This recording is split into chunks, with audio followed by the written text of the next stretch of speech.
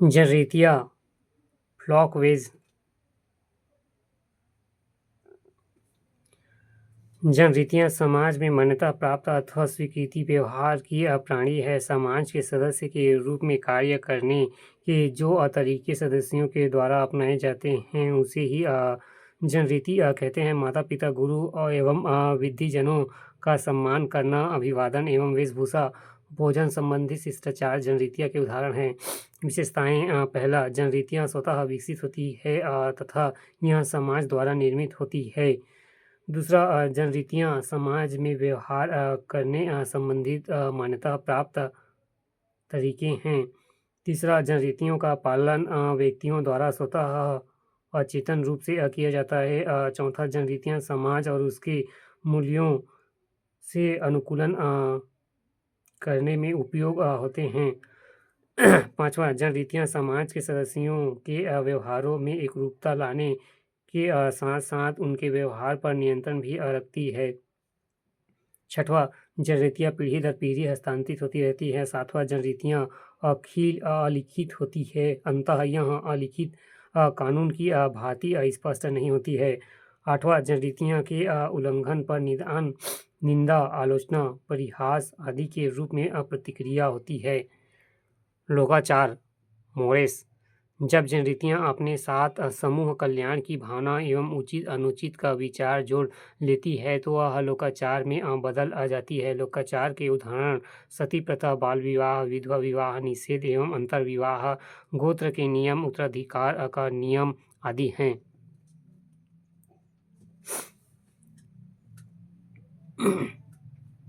विशेषताएं पहला, लोकाचार का समाज में स्वतः विकास होता है, अतः इसे जानबूझकर किसी के द्वारा बनाया नहीं जाता है। दूसरा, इसकी प्रवृत्ति रूढ़िवादी होती है तथा इसके कारण लोकाचार में आसानी से परिवर्तन नहीं होता है। तीसरा, समाज के सदस्य लोकाचार का स्वतः पालन करते हैं। चौथा, लोकाचार में नैतिकता का भाव शामिल होता है जिसका उल्लंघन उचित नहीं माना जाता है। गरीबों की सहायता करना, जीवों पर दया करना आदि नैतिकता संबंधित लोकाचार है। पांचवा, लोकाचार में समूह कल्याण की भावना शामिल होती है, जैसे परिवार में पिता का दायित्व अन्य सदस्यों का पालन पोषण होता है। छठवां, लोकाचार समूह कल्याण के लिए सदस्यों का आरोपित व्यवहार है तथा यह सदस्यों के व्यवहार को नियंत्रित भी करता है। सातवां, लोकाचार के उल्लंघन की स्थिति में जनरीतियों की अपेक्षा अधिक कठोर दंड की व्यवस्था होती है। आठवां, लोकाचार का प्रभाव औपचारिक कानून, न्यायालय, पुलिस, जेल, राज्य से भी अधिक होता है क्योंकि सामान्यतः व्यक्ति लोकाचार का उल्लंघन नहीं करता है, इससे सामाजिक प्रथा के रूप में अस्वीकार आता है। भिन्न भिन्न समाज और काल में भिन्न भिन्न लोकाचार पाए जाते हैं। जनरीतियाँ और लोकाचार में अंतर पहला, जनरीति समाज में व्यवहार के सामान्यतः नियम हैं जबकि लोकाचार को समाज के लिए अधिक आवश्यकता माना गया है।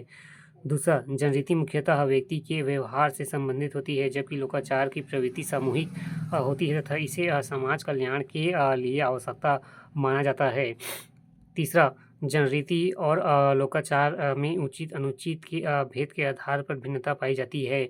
चौथा, जनरीतियों से लोकाचार का विकास होता है जबकि इसके विपरीत नहीं होता है।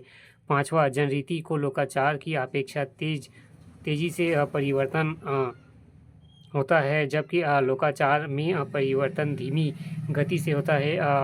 नौवा, जनरीतियों की संख्या अधिक होती है जबकि लोकाचार की संख्या कम होती है। सातवां, जनरीतियों का उल्लंघन पर सामान्य दंड की व्यवस्था जबकि लोकाचार के उल्लंघन की स्थिति में कठोर दंड की व्यवस्था होती है।